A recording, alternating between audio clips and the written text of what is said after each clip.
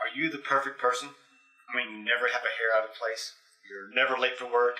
Never lose your temper. Never lose your cool. You can cook any meal so that even the greatest chef in the world would be jealous. Are you perfect? Is anyone? Welcome to Soldier for Christ.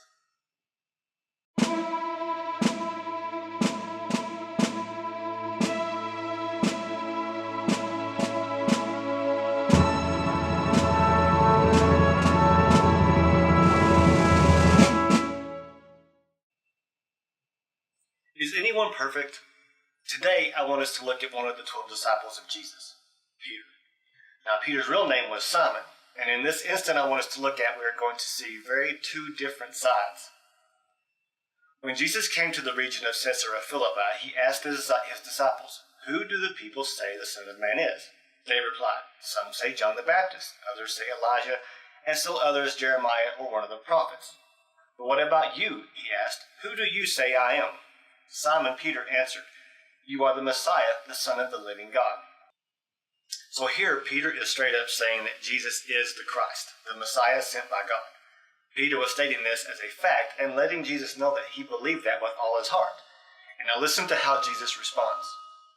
Jesus replied, "Blessed are you, Simon, son of Jonah, for this was not revealed to you by flesh and blood, but by my Father in heaven. And I tell you that you are Peter, and on this rock I will build my church, and the gates of Hades will not overcome it. I will give you the keys of the kingdom of heaven. Whatever you bind on earth will be bound in heaven, and whatever you loose on earth will be loosed in heaven." Then he ordered his disciples not to tell anyone that he was the Messiah. Wow. So Jesus gives him a new name here, Peter. He tells him he is like a rock, and that using Peter, he will build the church of the kingdom of heaven here on earth. He must have been a pretty solid guy, right, for Jesus to entrust this task, this critical mission to. The effort would impact millions of lives for thousands of years. You don't just give that task to anyone. Peter must have been near perfect indeed to have inherited such a responsibility. And then it happens.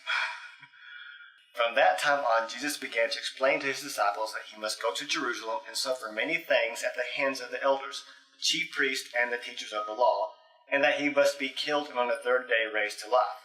Peter took him aside and began to rebuke him. "Never, Lord," he said. "This shall never happen to you." Jesus turned and said to Peter, "Get behind me, Satan. You are a stumbling block to me. You do not have in mind the concerns of God, but merely human concerns." Wait now, what? How did we go from "on this rock I will build my church" to "get behind me, Satan? You're a stumbling block to me"?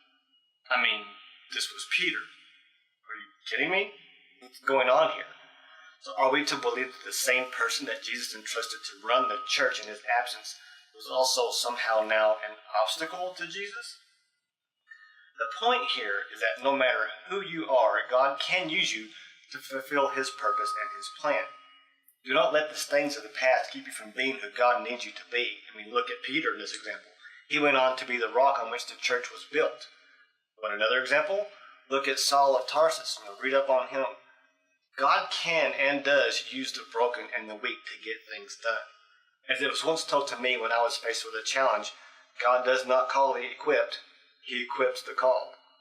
You do not have to be, nor are you any of us perfect. That does not mean that Jesus does not love us and that we cannot do great things for him in his name. So press on and fight the good fight as a soldier for Christ.